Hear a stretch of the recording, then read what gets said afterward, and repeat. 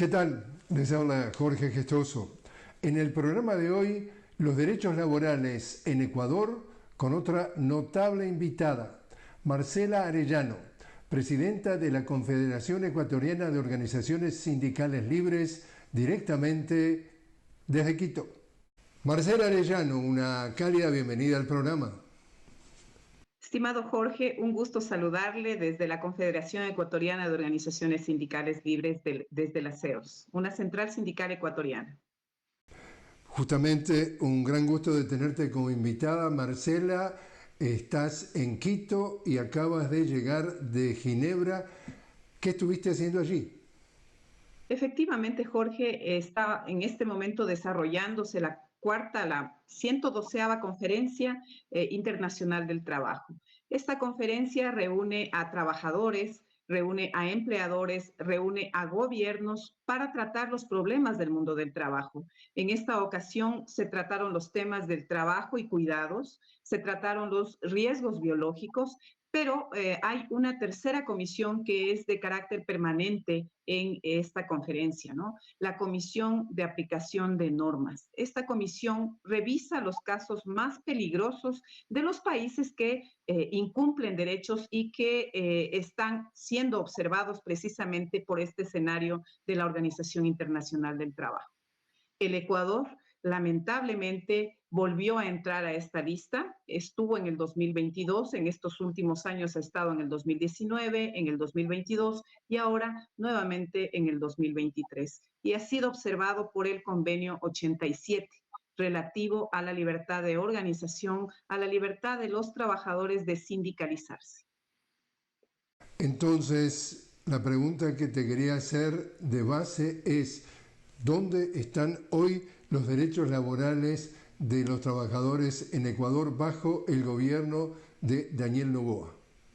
Lamentablemente, nosotros insistimos que para el gobierno de Noboa los derechos laborales no son una prioridad. El gobierno no acreditó a la delegación tripartita. En este escenario participan, como decíamos, estos tres actores y tienen que tener la delegación del gobierno de turno. Y en esta ocasión el gobierno de Noboa no acreditó a esta delegación tripartita. Fue muy asombroso, causó mucha insatisfacción en todo el tripartismo de la OIT porque no estuvimos presentes delegados oficialmente por el gobierno los trabajadores y los empleadores. Ya al final de la conferencia acreditaron a la misión diplomática. Entonces solamente pudo participar efectivamente el gobierno a través de su delegación diplomática. Empleadores y trabajadores tuvimos que participar a través de nuestras organizaciones internacionales. Eso es terrible, no había ocurrido, no, es un hecho inédito. Pero eso da cuenta que la política del gobierno actual no está contemplada el cumplimiento de los derechos. El año pasado, la organización Confederación Sindical Internacional tuvo un ranking mundial de los peores países y el Ecuador está ubicado en el tercer peor país para los trabajadores. ¿Qué es lo que plantea esta organización internacional? Que no se cumplen los derechos laborales, que hay incumplimiento de los derechos sindicales, que hay persecución y criminalización de los líderes sociales que convocan a protestas, ¿no? Esto causa realmente preocupación, pero esta es la realidad que estamos viviendo. Hasta hace unos días la señora ministra emitió un acuerdo ministerial en el que plantea la revisión de los contratos colectivos del sector público. Los contratos colectivos del sector público tienen que tener un procedimiento de aprobación por el Ministerio de Trabajo, por el Ministerio de Finanzas, y obviamente ese es el procedimiento. Hay revisiones permanentes antes de firmar los contratos colectivos. Y ocurre que ahora el Ministerio de Trabajo se abroga la función de revisar unilateralmente sin que estén presentes empleadores y obviamente los trabajadores. Y eso es realmente preocupante, estimado Jorge. Quiero traer a tu atención, Marcela, un caso puntual para que tú lo evalúes en cuanto a lo que representa como política del gobierno de Daniel Noboa. Y aclaremos para una audiencia que nos ve fuera del Ecuador que Daniel Noboa es el hijo del hombre más rico del Ecuador, que intentó ser presidente como varias veces y fracasó, que maneja un grupo económico que, entre otras cosas, debe, según varias fuentes, 140 millones de dólares de impuestos que no paga, pero aparte, y mientras tanto sube el valor agregado, el IVA, en 3 puntos, pero te traigo a tu atención el hecho de que a fines de abril en Ecuador se hizo una consulta popular que tuvo 11 preguntas, y una de esas preguntas era respecto a lo que se llamó el trabajo por hora. Es decir, se consultaba a la ciudadanía si estaba de acuerdo a entonces incorporar como mecanismo de relacionamiento entre el trabajador y el empleador el trabajo por hora. ¿Cómo ha sido y es tu lectura de ese punto? Efectivamente, el gobierno desde que ingresó, es decir, desde diciembre, intentó implementar el trabajo por horas. ¿Qué es lo que dice el gobierno? ¿Qué es lo que dice la ministra de Trabajo? Que el trabajo por horas va a generar empleo. Nosotros hemos demostrado hasta la saciedad que el trabajo por horas es un mecanismo de flexibilización laboral que no tiene ningún impacto en la generación de empleo, que la generación de empleo requiere política pública para fortalecer el 93% de MIPYMES, de microempresas, que son las que más dan trabajo. El 93% de unidades productivas del país son pequeñas y microempresas. A esas hay que darles fortalecimiento, pero para tener fuerza en este grupo de microempresas se necesita gente que consuma. Sin embargo, el gobierno se fue por la vía de flexibilización laboral y plantea reiteradamente la primera ley que presentó a la Asamblea Nacional, que era una ley de reorganización económica, ¿sí? Donde se bajaba y se perdonaba los tributos a las grandes empresas, entre ellas a las empresas de su padre. Sí, también incorporaba un punto sobre flexibilización laboral. Los asambleístas sacaron este punto de flexibilización laboral, de trabajo por horas, de este proyecto de ley y el gobierno se empecinó, incorporó en una consulta sobre seguridad 2 preguntas gravísimas para el Ecuador. Una que tiene que ver con la flexibilización laboral, el trabajo por horas, el contrato a plazo fijo, y la otra sobre arbitraje internacional. Claramente estas 2 preguntas implica avanzar en un programa de agenda neoliberal que intenta favorecer a los grupos económicos más grandes, a los grupos económicos en donde está la familia de Noboa, y obviamente que este favorecimiento está impulsado directamente desde el Estado, directamente desde la presidencia. Entonces se está favoreciendo los intereses de los grupos económicos a los que representa, ¿no? Afortunadamente el pueblo ecuatoriano, las organizaciones sociales tuvieron un excelente desempeño. Las universidades, en el caso de las CEOLS, tuvo trabajo con las universidades, con organizaciones de jóvenes y logramos desarrollar una campaña que implicó eso, un desentrañamiento de lo que implica el trabajo por horas, que es deslaboralización, y que esto iba a cambiar la estructura del Ecuador, iba a afectar no solamente los derechos de los trabajadores que ya están en este momento trabajando, sino sobre todo los jóvenes. Los jóvenes no van a tener acceso a derechos en el futuro. El futuro del trabajo para el Ecuador, de darse estos mecanismos de flexibilización laboral, es un futuro de sobreexplotación y de superexplotación laboral. A eso estamos enfrentados en este momento. El gobierno intenta por todos los mecanismos flexibilizar las relaciones de trabajo y tratar de sacar, de evadir los derechos laborales, sobre todo de las empresas, estas empresas agroindustriales y mineras en donde tiene intereses. Justamente el resultado de esa consulta popular, en lo que tiene que ver con esas 2 preguntas, el electorado ecuatoriano le dijo no. O sea, es decir, la lectura no solamente fue un revés, sino que en realidad lo que buscaba Daniel Noboa con esta consulta, que todo el mundo que observa esto con cierta perspectiva, dijo que lo sacó de la galera disfrazado en 11 preguntas, las 9 restantes se tenían que ver, eran muy obvias, en realidad lo que quería era colar entre esas 11 estas 2 preguntas, pero también tú me corriges si lo planteo de una manera demasiado llana. Cuando propone entonces el trabajo por horas, acá estamos hablando que incluso el cálculo es que le iban a pagar a quien le ofrecieran un trabajo por hora, incluso menos que lo que le ofrecerían a un empleado regular, con horas regulares, es decir, que sería incluso una marcha atrás. Segundo, dejar completamente cualquier tipo de seguridad social, de garantía, es decir, acá están tirando al trabajador a las manos del empleador que lo usa y lo tira como si fuera directamente un Kleenex, un pañuelo de estos para el resfrío. Y la pregunta que viene después de todo esto, entonces, Marcela, es, en América Latina hay consenso que hay 2 tipos de presidentes. Presidentes que gobiernan para el capital y presidentes que gobiernan para la gente.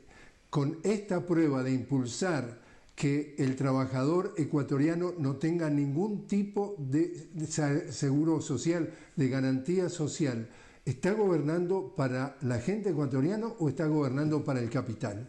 Efectivamente, como tú lo planteas, Jorge, la consulta popular fue un revés para el presidente porque intentó primero manipular a la gente, decir que el trabajo por horas es parte de la generación de empleo. Segundo, se desesperaron tanto que ofrecieron la hora de trabajo a los montos de Estados Unidos. O sea, dijeron, tienen posibilidades de llegar hasta estos montos, cuando eso en el Ecuador es imposible. Un tercer elemento que a nosotros nos preocupa efectivamente es que estos trabajadores por horas no están deslaboralizados totalmente, o sea, el empleador no tiene ninguna responsabilidad sobre estos trabajadores. Por lo tanto, no van a tener acceso a la seguridad social, por lo tanto, no van a tener acceso a la salud, no van a tener acceso a las pensiones. El interés del gobierno es sobre todo disminuir los costos que implican los derechos laborales. ¿Para qué? Para favorecer a su grupo al que pertenece, al capital, a las empresas transnacionales, a las empresas nacionales. Esto lo que ocasiona es mayor acumulación de la riqueza, obviamente. Y en el Ecuador, y en Latinoamérica y en el mundo, obviamente tenemos gobiernos que están favoreciendo a los intereses del capital transnacional y en detrimento, en disminución de los intereses de la mayoría de la población.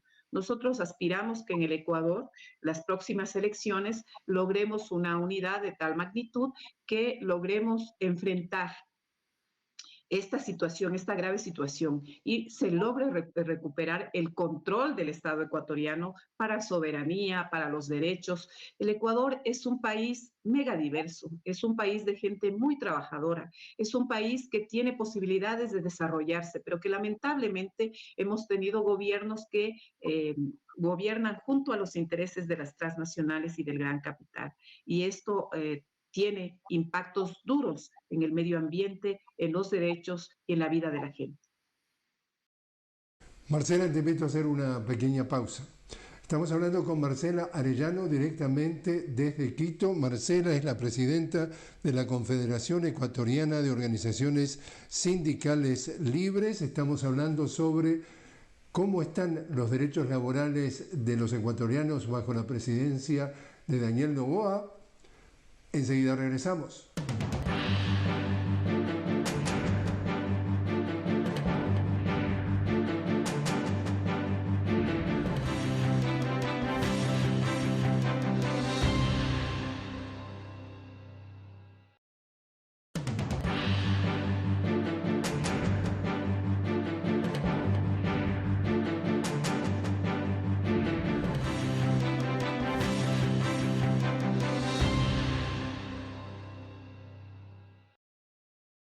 Continuamos hablando con Marcela Arellano directamente desde Quito sobre la situación de los derechos laborales de los trabajadores en Ecuador bajo la presidencia del neoliberal Daniel Noboa. Marcela es presidenta de la Confederación Ecuatoriana de Organizaciones Sindicales Libres. Marcela, cuando llega entonces al poder Daniel Noboa, su periodo de gobierno es de apenas 1 año y medio porque llegó al poder bajo un triunfo en elecciones anticipadas. Él dijo que su primera meta era la reelección. De acuerdo a lo que tenemos entendido, en los primeros meses, lleva 6 meses en el gobierno, su popularidad fue relativamente alta. Aparentemente le ha dado un revés en su popularidad esta consulta popular. ¿Tú entiendes de qué posibilidades tiene de ser reelecto en febrero del año próximo? Todo depende, porque efectivamente en este momento tenemos un candidato presidente que tiene toda la fuerza del Estado, es decir, medios de comunicación del Estado, pero además tiene un acompañamiento de la prensa que es activista, que siempre está promoviendo el neoliberalismo. Entonces tiene poder y tiene posibilidades, pero depende de la articulación que haya en el sector de la izquierda, en el sector del centro, diría yo, del centro hacia la izquierda. En este momento se están definiendo las candidaturas, las precandidaturas. Hay varios candidatos. Nosotros como movimiento sindical, como organizaciones sociales, como movimiento de mujeres, porque también me pertenezco al movimiento de mujeres, estamos demandando que haya primero un programa de gobierno que recoja la necesidad de la gente de recuperar los derechos, de recuperar el respeto a la naturaleza, de que el Estado esté al servicio del pueblo. Y estamos demandando además a los candidatos unidad.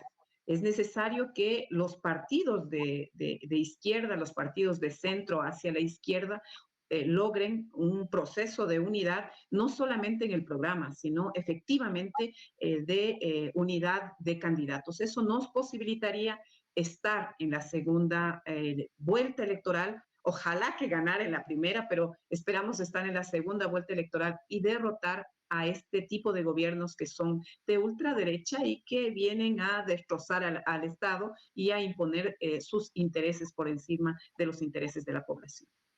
También lo planteo para una audiencia que nos ve fuera del Ecuador de una manera muy sencilla, con pinceladas muy gruesas, Marcela, y tú me corriges. Acá hubo 10 años de un gobierno progresista del 2007 al 2017, bajo la presidencia de Rafael Correa, que se le llamó a ese movimiento correísmo. Después entonces vienen 2 presidentes neoliberales seguidos, hablamos de Lenín Moreno y luego de Guillermo Lasso, hasta que llegara Daniel Noboa, el tercero consecutivo neoliberal. Y en las 2 últimas elecciones, también lo digo de una manera muy sencilla, se ha planteado esto como en situación binaria. En la primera vuelta de las 2 últimas elecciones gana entonces, entre comillas, el correísmo, pero no llega a tener la mitad más 1 de los votos o 40% más 10% de diferencia con el segundo, y entonces hay una segunda vuelta. Y allí lo binario es que aparentemente la conducta política en el Ecuador es todos contra el correísmo, es decir, juntémonos todos para que el correísmo no llegue a ganar la segunda vuelta. Y es decir, el correísmo se ha encontrado con un techo, 40 y algo por ciento, depende de quién lo decida, pero oyéndote, ¿te parece que en esta elección de febrero del 2025 el correísmo y otras fuerzas podrían unirse para romper esa barrera que no les permite llegar a la presidencia? Nosotros esperamos sobre todo el programa de gobierno y sobre todo esperamos que haya voluntad política de los actores que en este momento están en contienda y que renuncien a sus pretensiones de llegar en función del interés nacional. Nosotros esperamos que la Revolución Ciudadana entienda que tiene un límite, que tiene un techo y que es necesario buscar otros actores para romper ese techo de cristal. Esperamos también que haya digamos, necesitamos una reflexión interna de las organizaciones precisamente para identificar los errores, ¿sí? Ese límite, ese techo trae detrás de sí cola y es necesario entonces que ojalá pueda haber esta reflexión política que permita la unidad con los otros actores, porque si no vamos a llegar a una segunda vuelta, efectivamente, en donde eh, se corre el riesgo nuevamente de poner a un presidente que esté en contra de los ecuatorianos. Si lo vemos desde el punto de vista geopolítico, en las Américas, hoy por hoy, para muchos analistas y para muchos críticos, Ecuador y Argentina se han transformado en la playa de desembarco de los Estados Unidos para reafirmar su, alguna forma, influencia en el continente. ¿Tú cómo lo lees? Yo observo que esa es una mala táctica, ¿no? O sea, son los peores presidentes que puede haber en Latinoamérica. Milei está arrasando con todos los derechos, que además no está gobernando para la Argentina. Él mismo se ha planteado como un activista del ultraliberalismo, del anarco capitalismo, y eso es gravísimo, ¿no? Porque va a terminar destrozando un país. Y en el caso del Ecuador, si es que nos fijamos lo que ha ocurrido en los últimos 20 años, este es el peor presidente para el Ecuador. Entonces es un mal precedente para los Estados Unidos. Es indispensable entonces que los pueblos en su soberanía, en la posibilidad de identificar los intereses que debemos defender, logremos poner acá en el Ecuador un presidente distinto al que hemos tenido en estos últimos 3 gobiernos, ¿no? Moreno, Lasso y ahora Noboa. Nosotros pensábamos que Lasso era el peor gobierno por su incapacidad, por efectivamente se lucró del Estado, pero ahora este nos resulta peor. Pero este presidente tiene acompañamiento de los medios de comunicación nacional, de los grupos económicos, ha logrado una hegemonía de los grupos económicos y de los medios locales. Y obviamente una exitosa campaña, ¿no? Porque estamos en campaña permanente, es un candidato presidente que utiliza todos los instrumentos para asegurarse llegar nuevamente al poder. Él se pinta como el hombre que de alguna forma es el salvador o es una víctima de todos una serie de elementos y ustedes, pueblo ecuatoriano, me tienen que salvar de que estos actores que me quieren hundir no salgan adelante.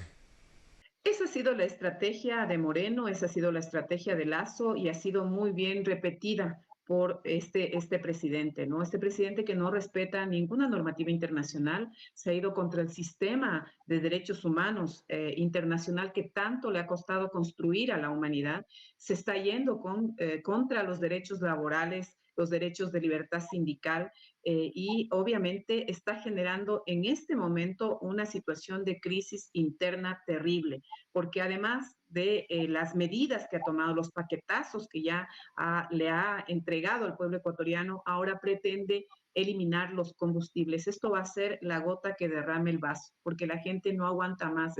Estamos en niveles de pobreza, de incertidumbre, pero además asolados por la violencia. Es un país que no conocíamos nosotros. Y para defender el país, obviamente, el proceso electoral es un mecanismo, pero también la movilización social y el fortalecimiento de las organizaciones sociales. Nosotros en la CEOS le hemos apostado a eso, a fortalecer la organización y esperemos que los partidos políticos de izquierda, los partidos políticos de centro logren juntarse y presentarnos una alternativa que la podamos defender y la podamos acompañar. Por último, entonces, Marcela, este movimiento sindical al que tú representas a través de la Confederación Ecuatoriana de Organizaciones Sindicales Libres, bajo la sigla de CEONS, ha sido perseguida políticamente, les hacen sentir el rigor, de alguna forma te sientes incómoda o insegura por presidir esa organización. Nosotros en este momento, el movimiento sindical está experimentando momentos de mucha angustia.